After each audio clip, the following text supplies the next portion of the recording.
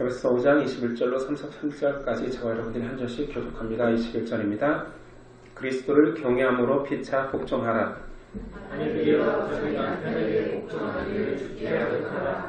이는 남편이 아내의 머리됨이 그리스도께서 교회의 머리됨과 같음이니 그가 바로 몸의 구주시니라. 그러므로 교회가 그리스도에게 하듯 아내들도 범사에 자기 남편에게 복종하는지라. 남편들아 아내 사랑하기를 그리스도께서 교회를 사랑하시고 그 교회를 위하여 자신을 주신같이 하라. 이는 곧 물로써 말씀으로 깨끗하게 하사 거룩하게 하시고 자기 앞에 영광스러운 교회로 세우사 티나 주름 잡힌 것이나 이런 것들이 없이 거룩하고 흠이 없게 하려 하심이라. 이와 같이 남편들도 자기 아내 사랑하기를 자기 자신과 같이 할지니 자기 아내를 사랑하는 자는 자기를 사랑하는 것이라. 누구든지 언제나 자기 육체를 미워하지 않고 오직 양육하여 보호하기를 그리스도께서 교회에게 함과 같이 하나니 우리는 그 몸의 주체이라. 그러므로 사람이 부모를 떠나 그의 아내와 합하여 그 둘이 한 육체가 될지니 이보다 나는 그리스도와 교회에 대하여 말하노라. 함께 읽습니다. 그러나 너희도 각각 자기의 아내 사랑하기를 자신같이 하고 자기도 남편을 존경하라. 아멘. 오늘 제목은 부부의 상호 복종의 원리입니다. 부부 상호 복종의 원리라는 제목으로 오늘 나누겠습니다. 오늘 지난 시간 설교 중에 성령 충만의 여러 가지 방식들에 대해서 배웠습니다. 오늘 말씀 윗절이죠. 18절이야. 오직 성령으로 충만함을 받으라. 시와 찬송과 신령한 노래들로 서로 화답하며 너희의 마음으로 주께 노래하며 찬송하며 범사에 우리 주 예수 그리스도의 이름으로 항상 아버지 하나님께 감사하며. 성경은 성령으로 충만하라 하면서 여러 가지 노래들로 서로 화답하고 마음을 다해 주께 노래하라라고. 그래서 예배 중에 이게 예배자의 삶이다라고 했습니다. 그리고 그 이후에 범사에 감사하라. 그리고 오늘 말씀에 계속 이어지는 성령 충만한 자의 특징 세 번째는 그리스도를 경외함으로 피차 복종하라입니다. 우리는 성령에 대해서 오해하고 너무나 잘못 배워왔습니다. 성령은 능력이시지만 그 능력을 우리가 발휘하는 모습이 아니라 성령의 감화 속에서 복종되어서 예배자로 살고 범사에 감사할 수 있고, 그리고 오늘 말씀 인간관계 속에서 피차 복종할 수 있는 그런 상태를 말합니다.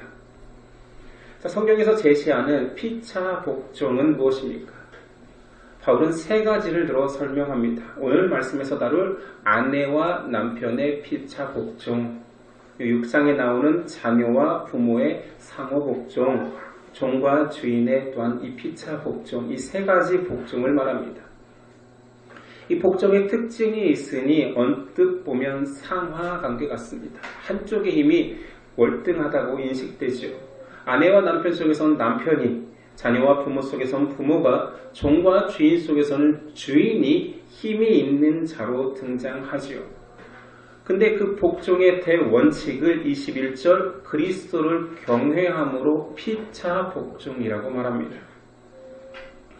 물론 이 복종이라는 의미가 힘이 있는 것 같은 사람에게는 복종이라는 단어가 달리 사용됩니다. 예를 들어서 약한 아내에게는 복종을 하라고 성경에서는 말하지만 강한 남편에게는 복종이 아니라 사랑이라는 단어를 취합니다.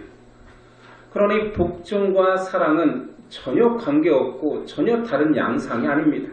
갈라디아서 5장 13절 형제들아 너희가 자유를 위하여 부르심을 입었으나 그러나 그 자유로 육체의 기회를 삼지 말고 오직 사랑으로 서로 종노릇하라.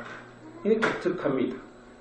종이 되어줘라. 서로 종이 되는데 사랑으로 종 되어라. 사랑이라는 단어 자체가 그 대상을 향해서 모든 것을 줄 수 있는 종의 상태를 말합니다. 복종해라 할 때는 그냥 종 자체가 하는 동의어죠. 그러니 사랑하면 종이 될 수밖에 없다라고 성경은 말하는 것입니다. 아내에게 요구하는 복종과 남편이 해야 될 사랑은 그런 의미에서 역할이 다를 뿐이지 그 정신은 오늘 말씀처럼 피차 복종입니다. 그리스도를 우리는 주라 고백하자고는 주인입니다. 주종 관계입니다. 우리는 그리스도께 복종합니다. 그리고 그리스도는 우리를 목숨 다해 사랑하시지요. 복종과 사랑은 그런 의미에서 관계성 속에서는 동요입니다. 피차 복종의 첫 번째 예시로 들 부부관계를 봅시다. 아내들이여 남편들에게 복종하라 명령합니다. 22절 이하죠. 아내들이여 자기 남편에게 복종하기를 주께 하듯 하라. 이는 남편이 아내의 머리됨이 그리스도께서 교회의 머리됨과 같으리니 그가 바로 몸의 구주시니라. 원칙적인 명령이 먼저 앞섭니다. 남편에게 복종하기를 주께 하듯 하라. 유대인들에게 여성과는 신구약 동의 여성을 사람처럼 취급하지는 않았습니다. 사람의 생을 쉴 때 구약 민수기에도 여성의 수는 제외됩니다. 신약 복음서에도 오병이어 귀족 속에 사람의 수를 셀 때 그때까지도 여성의 수는 세지 않았습니다. 여기서 복종을 인간성을 포기한 완벽하게 자기 정체성을 없애버리라는 것이 아니라 복종의 모델이 교회와 그리스도의 관계임을 주목해야 됩니다.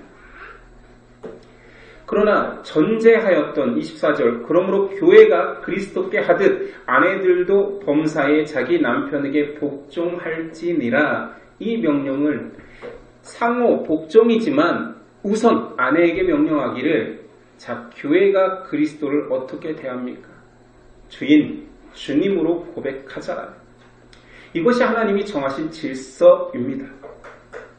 우리는 부부 관계에서 동격임을 알지요.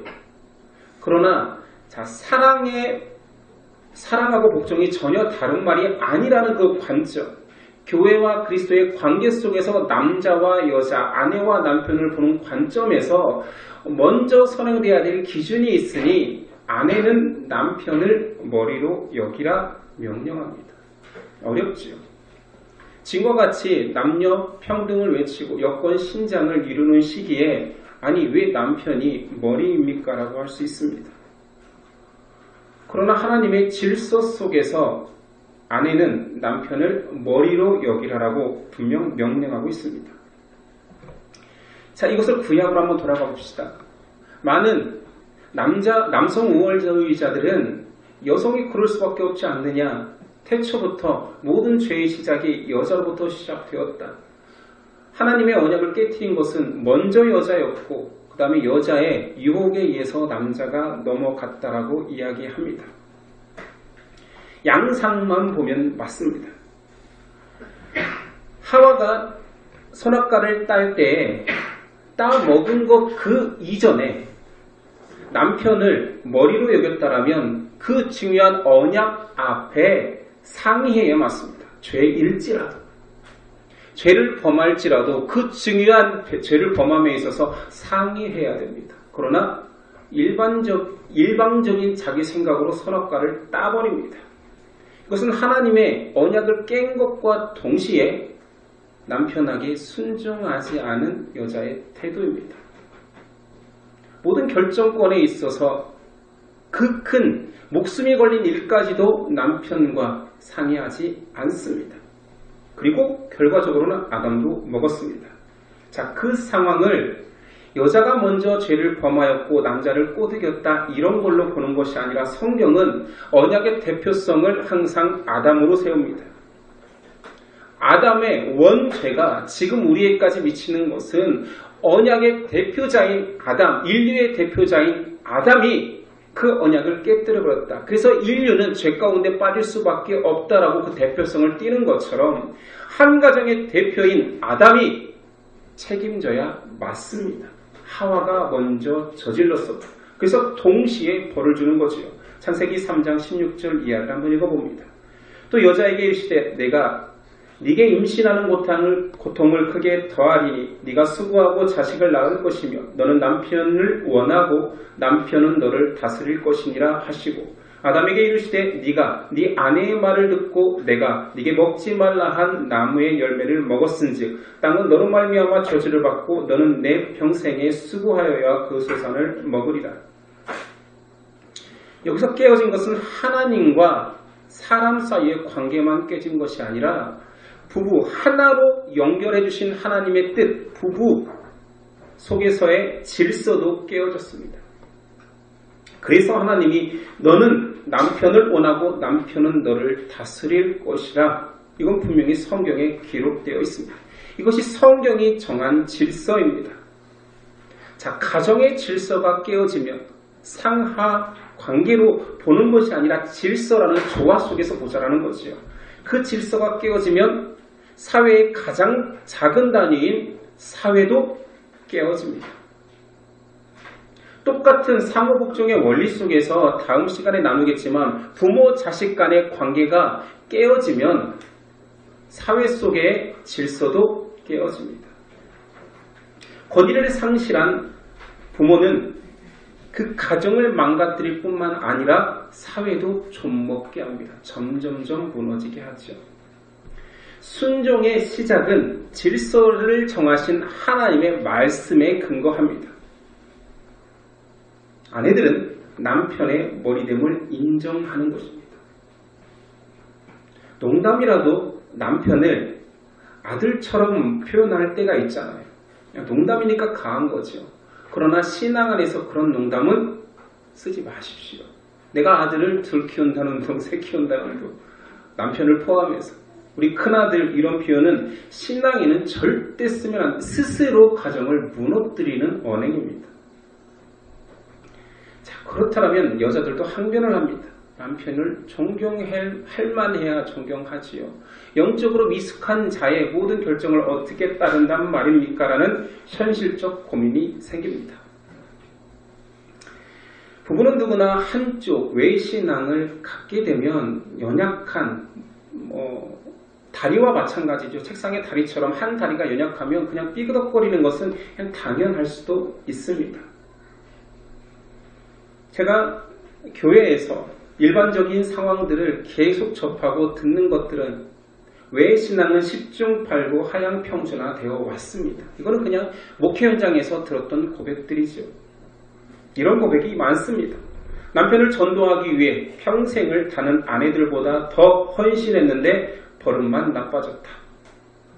남편에게 순종하기 위해 헌금 생활도 제대로 못하고 살았는데 이제 남편으로부터 자유로워졌는데 헌금할 돈이 없다. 실제로 그렇게 들은 센텐스예요. 남편 때문에 수요 예배도 금요 기도에도 거의 눈치 보며 못 다녔는데 그것이 내 인생에서 가장 아쉽다.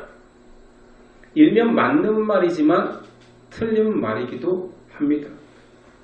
왜냐하면 저도 상식으로 보건대 모든 불신자 남편, 아내들은 비상식적이거나 비이성적이지 않거든요.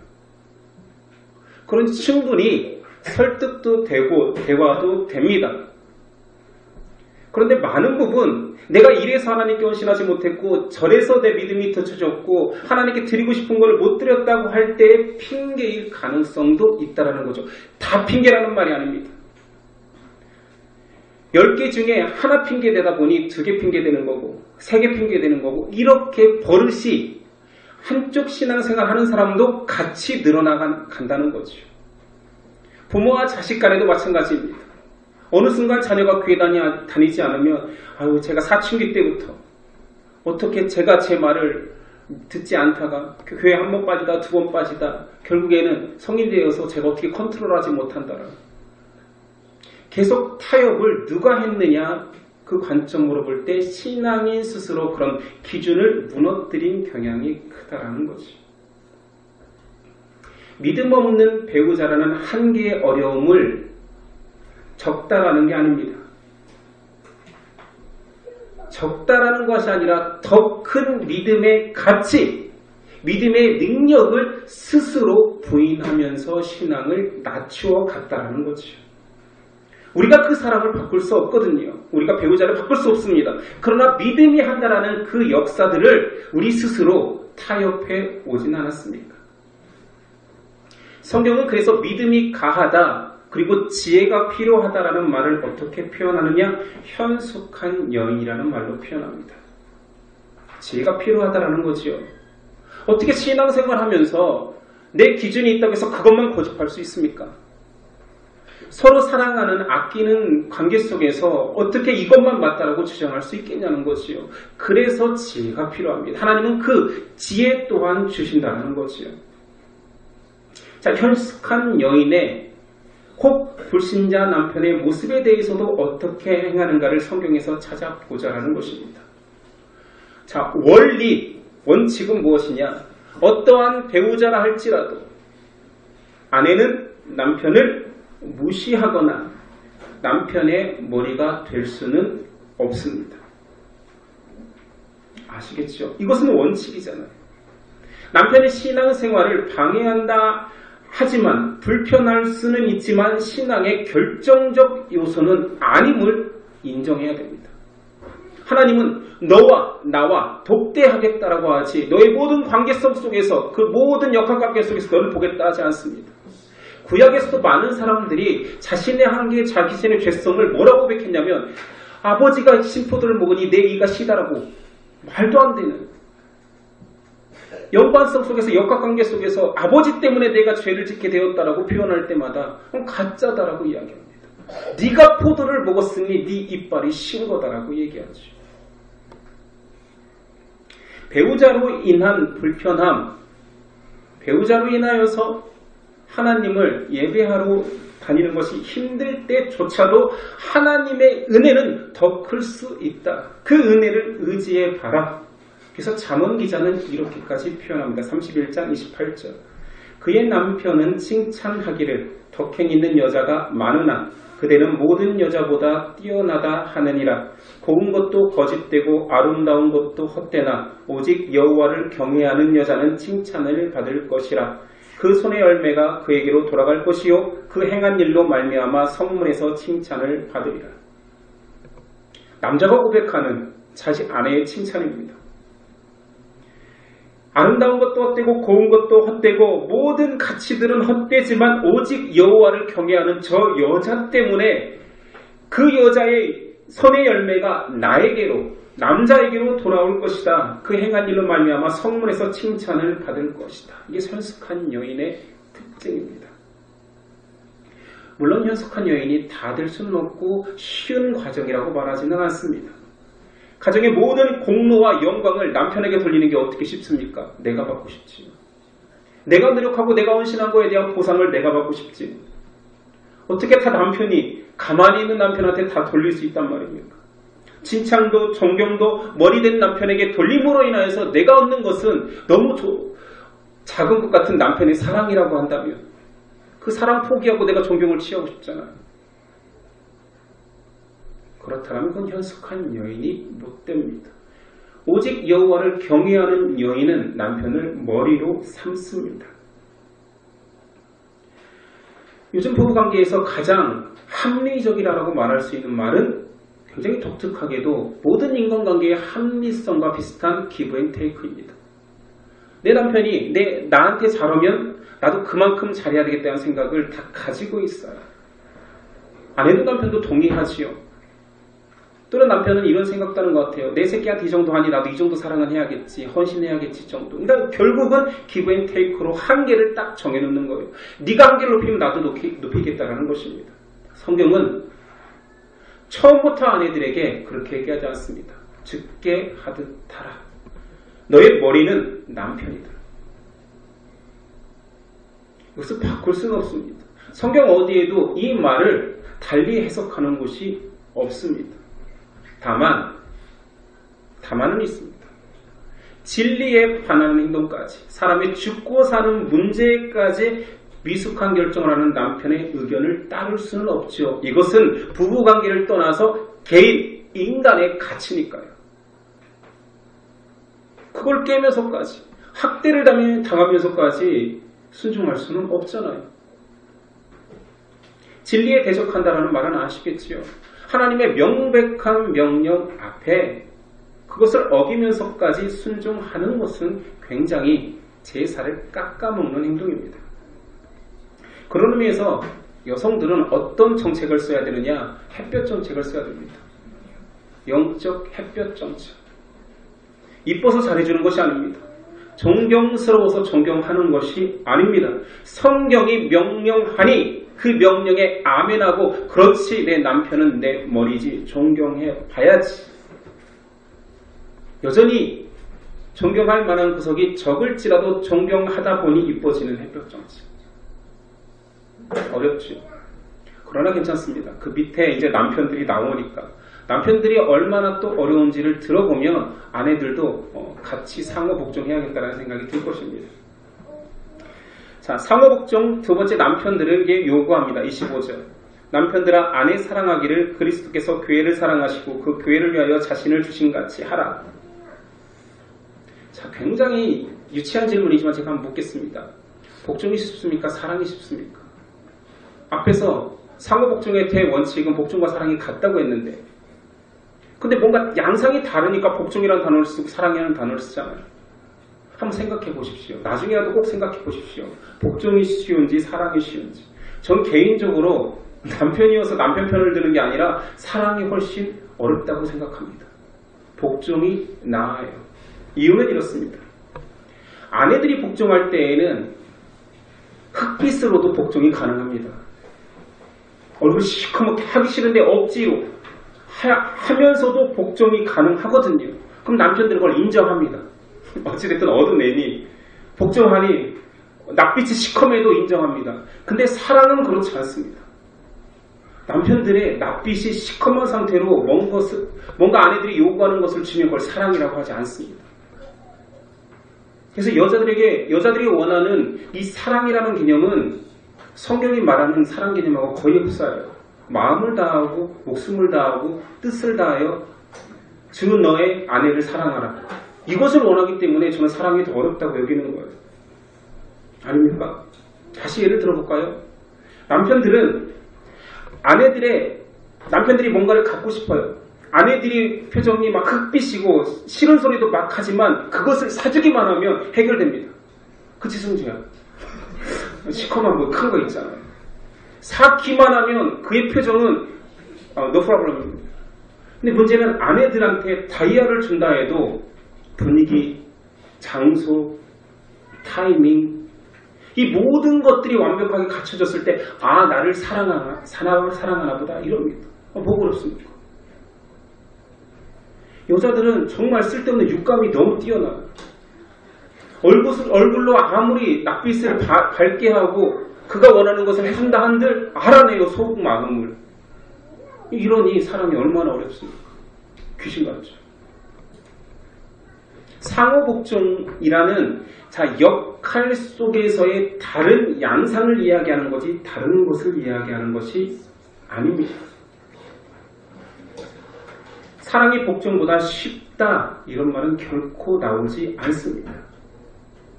어떻게 그리스도께서 교회를 사랑하신 같이 남편이 아내를 사랑할 수 있습니까? 저도 그렇게 할 수 있다. 해보고 싶다라고 쉽게 말할 수 없습니다. 그래서 많은 남편들은 그래서 아내를 못 사랑하니까 교회도 안 사랑합니다. 그럼 쌤 아닌가? 그렇다면 아내들이 지혜롭게 행동해야 돼요. 저것을 포기하게 하지 않으려면 남편들이 자신을 목숨과 같이 사랑하게 하려면 먼저 선행해야 되는 게 뭘까요? 교회에서 사랑을 배워야 됩니다. 이게 성경의 원리예요. 에베소서 교회론을 강조하는 에베소서에서 이 상호복종이 나온 핵심입니다. 교회에서 사랑을 배우라는 거지요. 남편들이요 교회에서 사랑을 배우라. 자, 교회에서 사랑을 배우고 있습니다. 한 스텝 한 스텝 천천히 가고 있습니다. 그때 절대로 아내들이 해서는 안 되는 말이 있으니 교회에서 배우고 있는데 세상에서 비교하는 거예요. 옆집 남편 닮으라 이런 거 하면 큰일 납니다. 이거는 지금까지 쌓아왔던 공덕을 무너뜨리는 거예요. 누구는 잘하더라. 명절에 많이 나오는 말들이죠. 어떤 남편은 어떻다더라. 모습 봐라. 얼마나 아내를 사랑하는 게 눈으로 보이냐, 이런 굉장히 실수하는 것입니다. 우리 본질에 충실해야 됩니다. 교회에서 사랑을 배운다는 것은 돌아 어쩌면 동시적으로 아내를 사랑하는 연습을 하고 있는 것입니다. 자, 그런 의미에서 우리 멤버들은 현숙한 여인이라고 가정하에 질문 하나 하겠습니다. 남편이 늦게까지 일하다 들어왔습니다. 이제 무슨 질문할지 알겠죠? 늦게 퇴근한 남편에게 한 가지를 시킬 수 있다면 1번 청소, 2번 아이들 시키기, 3번 진짜 힘들지만 큐티. 자, 어렵게 아내들이 결단해서 큐티를 시킵니다. 근데 남편들은 큐티하면 100에 99는 피곤하니까 자죠. 그러면 화가 나는 것입니다. 차라리 청소라도 시킬 걸. 이게 이제 상황은 다르겠지만 비슷하게 계속 반복되면 이번 생은 망했다 이렇게 되는 거죠. 그러니까 쉬운 일은 아닙니다. 현숙한 여인으로 산다고 해서 이게 맞장구 쳐주는 대상이 반응이 이상하면 포기하게 됩니다. 그러나 우리는 믿음을 신뢰해야 됩니다. 결국은 말씀이 사람의 본질을 바꾼다라는 믿음을 가지고 나를 바꾼 것은 내가 아니었잖아요. 내가 변화된 것은 나의 헌신이 아니었잖아요. 나를 바꾼 것이 그 믿음이었다면 너를 바꿀 것도 믿음이라는 그 확신을 놓치면 안 됩니다. 그래서 26절이 중요합니다. 이는 곧 물로 씻어 말씀으로 깨끗하게 하사 거룩하게 하시고. 우리 성경에는 그렇게 나오지만 킹제임스 버전의 해석본은 말씀에 의해 물의 씻김처럼 깨끗하게 하여. 본동사가 말씀입니다. 물이 아니죠. 물과 같은 말씀으로 깨끗하게 씻어 변화시킨다는 표현이죠. 남편이 나를 내 목숨과 같이 그리스도께서 교회를 사랑하신 것 같이 그 사랑을 배우는 그 모든 도구가 물로 씻어 믿음으로 말씀으로 깨끗하게 하사 거룩하게 하시고입니다. 사람을 거룩하게 하는 것은 성령의 역사, 말씀으로 가능한 것입니다. 이 변화만 진짜라고 이야기합니다. 이 변화를 기대함보다 즉각 효과가 나타나는 잔소리를 쓰게 됩니다. 그렇죠? 이 잔소리 저 잔소리해서 태도를 바꾸게 하려고 하죠. 그렇게 하면 서로에게 편안한 부부가 될 수 있을지는 모르겠습니다. 그러나 거룩한 사람이 되기는 힘듭니다. 그것은 아내도 마찬가지죠. 말씀으로만 변화되어야 됩니다. 27절에 보니 자기 앞에 영광스러운 교회로 세우사. 특이하죠? 남편으로 세우사 이렇게 돼야 되잖아요. 그러니까 지금 바울은 계속 똑같은 위치에서 똑같은 모델을 가지고 설명하고 있는 거예요. 자기 앞에 영광스러운 교회로 세우사 티나 주름 잡힌 것이나 이런 것들이 없이 거룩하고 흠이 없게 하려 하심이라. 티나 주름 잡힌 것은 도덕적 결함이라는 의미를 가진 원어입니다. 제가 어떤 기사에서 이런 걸 봤습니다. 아내를 지옥으로 떨어뜨리는 방법, 이런 내용이에요. 빨리 생각해보세요, 남편들. 아내를 지옥으로 떨어뜨리는 방법 뭡니까? 죽이면 됩니까? 어차피 교회 안 다니면 지옥 가니까. 일반 기사에 나오지 않겠지. 외도랍니다. 외도하는 순간 아내는 살아있지만 천국 같은 궁전에 살지만 바로 지옥이라고 표현합니다. 자, 그럼 누가 외도하지 않는 남편입니까? 남편일 수 있습니까? 도덕성이 높은 사람들이 외도는 적게 하겠지요. 근데 도덕적인 사람이 모든 유혹에 강한 것은 아닙니다. 동의하시죠? 사람인데요. 도덕적인 사람이 강한 것은 약한 유혹입니다. 근데 유혹의 강도를 그 사람이 정할 수 있습니까? 나는 도덕적이기에 내 도덕 수준에 맞는 유혹만 받겠다 이렇게 택할 수 있습니까? 그러니 모든 유혹에 강한 남편일 수 있는 방법은 성령의 사람입니다. 물론 이런 의문을 제기하기도 하죠. 성경의 사람이라고 하기는 목사들도 그런 유혹을 받지 않습니까? 예, 물론입니다. 그는 도덕성이 낮아서가 아니라 지금 말씀에 근거한다면 그는 성경을 사랑하지 않기 때문에 유혹에 빠진 것입니다. 더 치명적이지요. 단순 유혹으로 끝나는 것이 아니라 말씀에 사람으로 살아갈 직업 자체에 대한 의문을 제기해야 되는 거죠. 로마서 8장 2절 이는 그리스도 예수 안에 있는 생명의 성령의 법이 죄와 사망의 법에서 너를 해방하였습니다. 그렇죠? 죄와 사망에서 벗어날 수 있는 유일한 방식은 생명의 성령의 법에 지배를 받는 것입니다. 자, 남편들에게 하는 명령 결론과 같은 28절 이와 같이 남편들도 자기 아내 사랑하기를 자기 자신과 같이 할지니 자기 아내를 사랑하는 자는 자기를 사랑하는 것이라. 여기서 사랑 계속 반복되는 단어는 여러분들이 잘 알고 있는 그 아가페라는 아가파오라는 단어를 썼습니다. 이건 신이 인간을 사랑하는 예수 그리스도의 십자가의 대명사인 사랑이 아가페인데 아니 남편들이 아내를 아가페로 어떻게 사랑합니까? 가장 격정적인 에로스의 정점도 아니고 칭찬받아 마땅한 필레오 사랑도 아니고 어떻게 아내를 절대자가 사랑하듯 아가페로 사랑할 수 있단 말입니까? 그래서 우리 안에 있는 도덕성의 함량으로 할 수 없는 그 아가페 사랑이기에 너희는 진리의 말씀 안에 세워지고 자기 앞에 영광스러운 교회로 세워져야지만이 남편이 진정 아내를 사랑할 수 있다는 말입니다. 사실 이 메시지는 여러 양상으로 여러 해석으로 제가 여러 번 강조했던 내용입니다. 우리가 진정한 사랑을 그리스도에게 배우지 않는다면 사랑은 너무 상황에 따라 대상에 따라 너무 돌변하는 연약한 사랑일 수밖에 없습니다. 자, 오늘 성경이 말하는 상호 복종이 가능한 이유 바울은 에베소서 주제 안에서 다시 강조하고 있는 것입니다. 교회가 어떻게 세워졌느냐? 신비한 하나님의 은혜의 연합으로 오직 하나님의 은혜로 교회라는 너와 내가 다르고 이방인과 유대인들이 하나 될 수 있는 연합을 이루었다. 그 신비로운 연합 속에서 남자와 여자가 연합할 수 있다. 부부가 진정한 순종과 사랑을 할 수 있다라고 말하는 것입니다.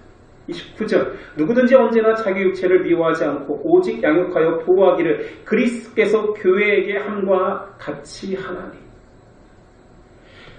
아내의 순종과 남편의 절대적 그 사랑은 그리스도께서 교회에게 함과 같이 하나니 교회에 와서 배워라. 상호복종의 완벽한 모델이 교회와 그리스도다.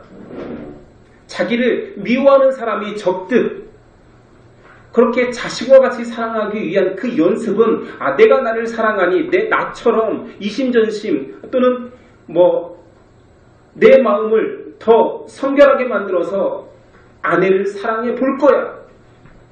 이것은 너무 한계적이라는 거지. 도덕적으로 살려고 하지 않습니다. 한번 해봐라. 한번 잔소리해서 한번 바꿔봐라. 하나하나 바꿔가다 보면 서로에게 잘 맞아가겠지. 많이 싸워서 대화로 풀어라. 이런 인간적인 방법들을 이야기하지 않습니다. 어쩌면 이게 정말 가능할까?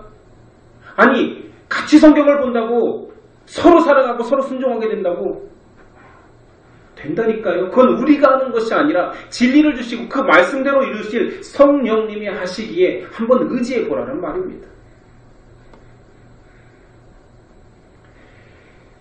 교회된 우리가 그리스도를 사랑함 같이 그 간절한 마음으로 아내는 남편을 머리로 삼는 순종을 연습해야 됩니다.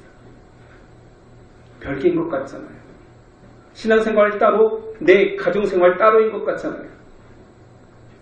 교회된 우리가 그리스도를 섬기고 그리스도를 사랑하는 것 같이 남편된 너희가 아내를 사랑하는 것을 연습하라는 거죠. 대상이 꼭 분명한 롤모델이 있습니다. 교회와 나의 하나됨 속에서 연습하라는 것입니다.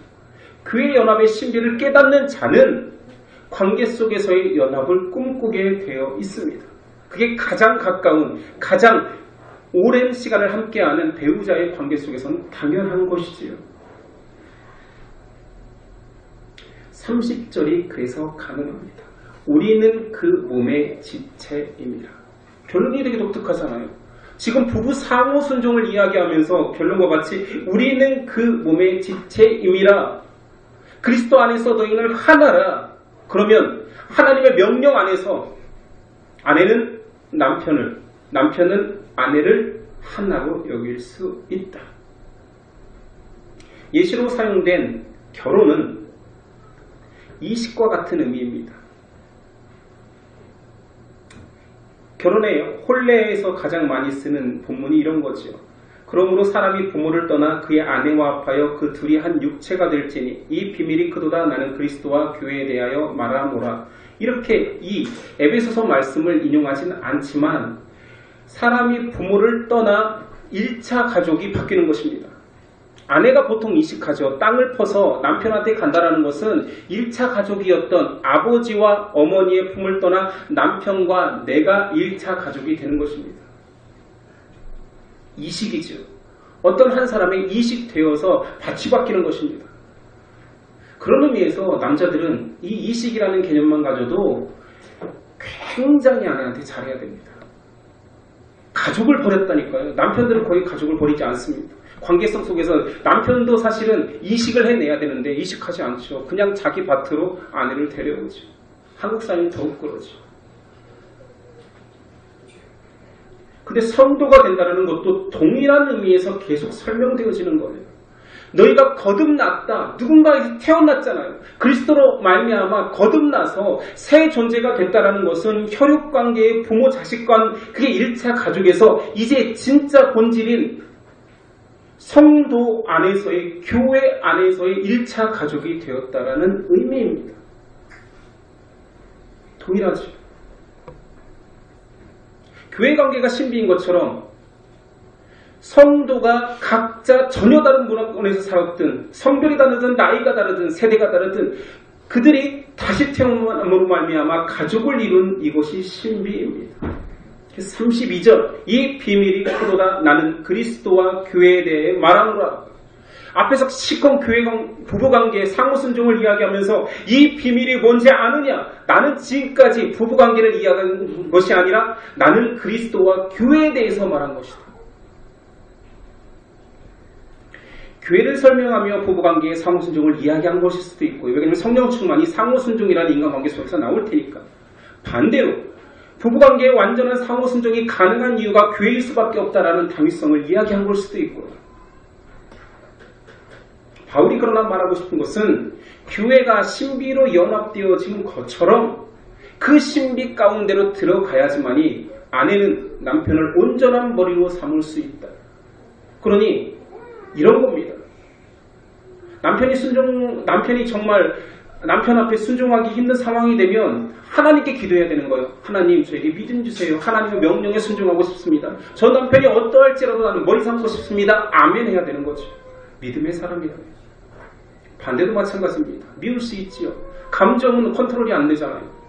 미울 때 어떻게 해야 된다고요? 기도해야 되는 것입니다. 성령님, 내 마음을 사로잡아 내 안에 싹트고 있는 그 미움보다 더 중요한 하나님의 사랑이 들어와 버려서 내 감정을 묵살해버리고 제발 나를 사랑의 사람으로 만들어 주셔서 이 부대낌이 없이 그를 용납하고 사랑할 수 있는 사람이 되게 해주세요 라고 말해야 되는 것입니다.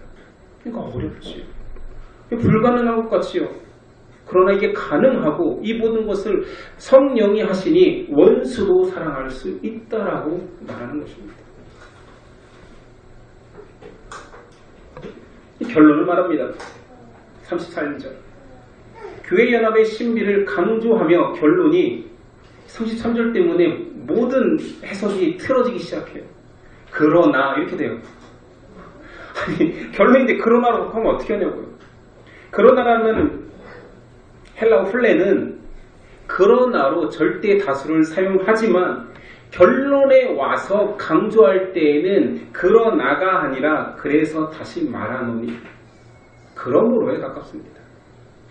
근데 우리 개혁성경에는 여기에 그러나 진짜 뜬금없어요. 아니 그냥 문맥상 읽어도 여긴 그러나가 될 수가 없거든요. 그래서든지 그러므로죠. 근데 플레는 그러므로도 사용되니 여기서는 약간 오역이 있다고 보면 됩니다. 그러므로 너희도 각각 자기의 아내 사랑하기를 자신과 같이 하고 아내도 자기 남편을 존경하라. 이 결론으로 맞춰지는 것입니다. 하나님의 신비로운 연합인 교회의 그 연합됨, 하나됨을 경험하거나 갈등이 있을 수 있지만 그것을 해소하는 그런 경험치들이 쌓여 성령의 은혜로 하나 되어 갈 때 남편도 아내도 변화되어 자신의 몸처럼 또는 자신의 머리처럼 존경할 수 있습니다. 성경 전체는 사람과 사람 사이의 관계 자체에 집중하기보다, 잘 들어보십시오. 이건 좀 어려운 개념입니다. 자, 사람과 사람 관계 자체에 집중하기보다 뭔가 이 관계 속에서 원형을 보라는 느낌입니다. 오늘 말씀도 마찬가지죠.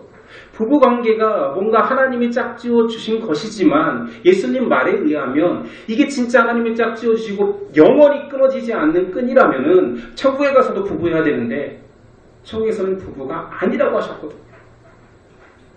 형제 자매로 만날 것이라고 했다라면 영원하지 않은 관계인데 이 땅에서 허락된 이 연습해야 될 상호 순종의 관계, 자, 또 확대해서 다음에 나오겠지만 부모와 자식 간의 관계 속에서도 이 혈연이라는 것이 영원해야 될 것 같은데 천국에서는 우리 어머니가 계시고 천국에는 내 아들이 있고 이래야 될 것 같은데 그런 것이 없다. 형제 자매로 만난다라고 한다라면 무엇을 이야기하고 싶을까요? 우리의 인생이, 우리의 관계가 영원한 하늘나라에 있는 것들의 그림자라니까요. 가짜는 아니에요. 그림자는 실체에 비춰지는 거기 때문에 가짜가 아닙니다. 진짜 하나, 진짜 혈연보다 부부보다 더 강력한 하나됨 속에 이 땅에서 비춰지고 연습할 수 있는 도구로 모든 관계가 이 땅에 펼쳐지는 것입니다. 쉽게 말하면 천국에 가서 형제 자매로 우리가 진정한 하나를 이룰 수 있다는 거죠. 예수님 말한 게 그거잖아요. 그리스도와 신부가 되어, 그리스도의 신부가 전부 신부가 되어 형제 자매로 한 하나님을 아버지로 고백하는 진정한 가정이 그 마지막 날 영원히 살 곳에서 이루어지는데 아버지와 아들의 관계, 부부와 부부 관계, 그 모든 관계의 그림자가 이 땅에서 펼쳐지고 있으니 그것을 사모하고 더 가치 있고 더 완벽한 사랑을 꿈꾸며 영원한 관계성 속으로 들어오라는 것입니다. 우리는 이 땅을 살아가지만 이것은 살아가는 하나님의 허락한 시간들이 맞지만 영원 앞에서는 무의미하며 지난번에 이야기했죠. 크로노스 시간 앞에서는 카이로스 건져지는, 의미있게 건져지는 관계 속에서 의미있게 이 관계에서 하나님이 얻고자 하는 것이 무엇인가? 이 시간 속에서 하나님이 얻어내고자 하는 것이 무엇인가? 영원의 그림자라면 그 실체를 따라가라는 마음 아닌가? 이것이 성경이 말하는 핵심입니다. 우리는 글자를 글자로만 보려고 하죠. 관계를 관계로만 보려고 하죠. 근데 영혼 속에서의 연습이라는 생각을 하지 않습니다. 자, 이제 좀 편해졌습니까? 좀 편하게 하려고 이걸 제가 고민해서 꺼낸 말인데 부부관계가 연습이라니까요. 그게 전부인 것처럼 실제인 것처럼 할 필요가 없이 본질을 연습하는 관계라니까요. 더 어려운가요? 우린 영원히 하나 될 하나님의 백성들이 될 것입니다.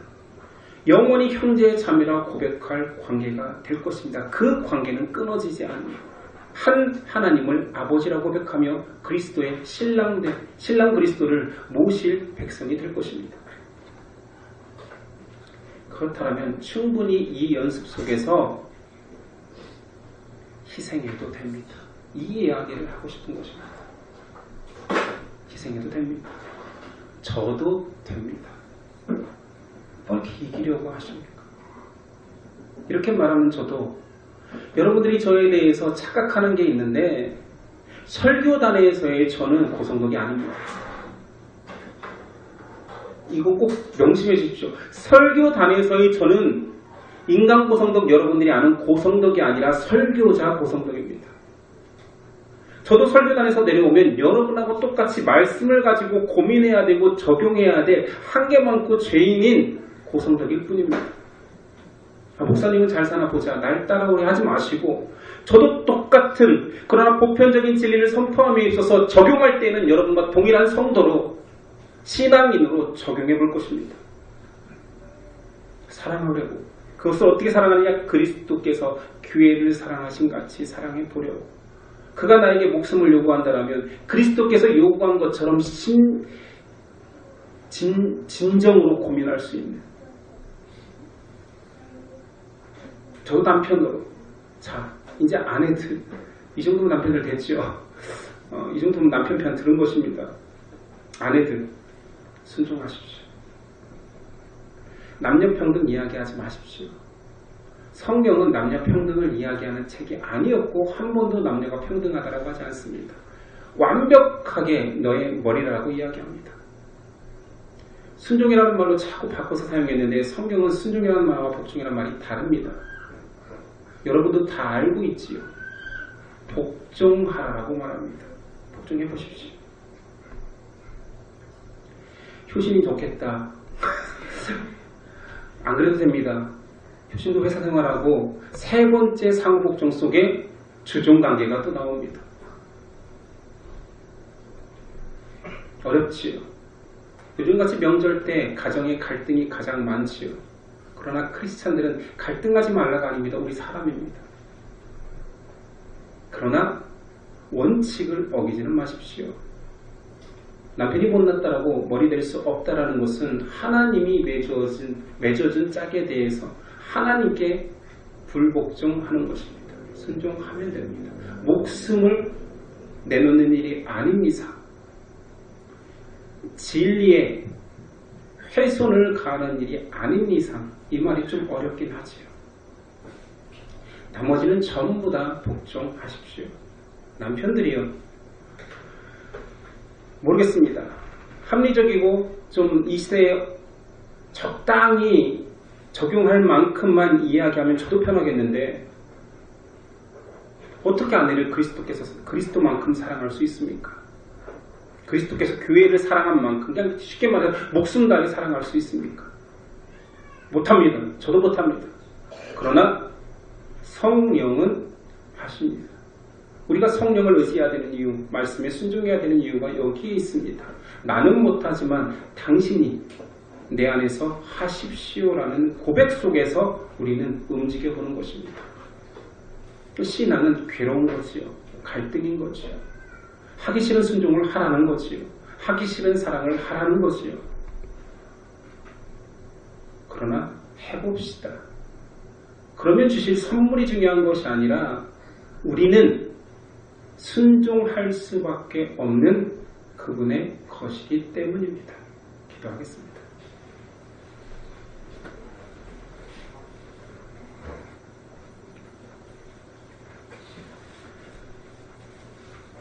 하나님 말씀을 적용하면 적용할수록 참 어렵군요. 어떻게 사람을 목숨 다해 사랑한단 말입니까? 어떻게 존경하기 힘든 사람 앞에 머리를 숙이고 가장 존귀한 그리스도처럼 대할 수 있단 말입니까? 불가합니다. 불가한 그 일을 왜 명령하십니까? 할 수도 없고 안 할 수도 없는 우리 부족함에 고민하고 좌절할 뿐입니다. 그러나 우리의 인격이 하라는 것이 아닌 믿음이 하나님께서 주신 선물로 하라 하니, 내 생각대로 하라는 것이 아닌 하나님의 말씀에 아멘 해보라는 것이니 어쩌면 불가능한 그 일을 한 발짝 한 발짝 내디뎌 볼 수 있을 것도 같습니다. 믿음 주시옵소서. 하나님을 더욱 신뢰하고 영원한 가치 속에 잠기게 하옵소서. 조심스럽게 내딛는 발이 확신의 발로 한 걸음 두 걸음 뛰어갈 수 있는 우리 되도록, 우리를 완전히 하나님 것 되도록 도와주옵소서. 이 모든 가능성을 열어주시 예수 그리스도의 이름으로 기도드립니다. 아멘.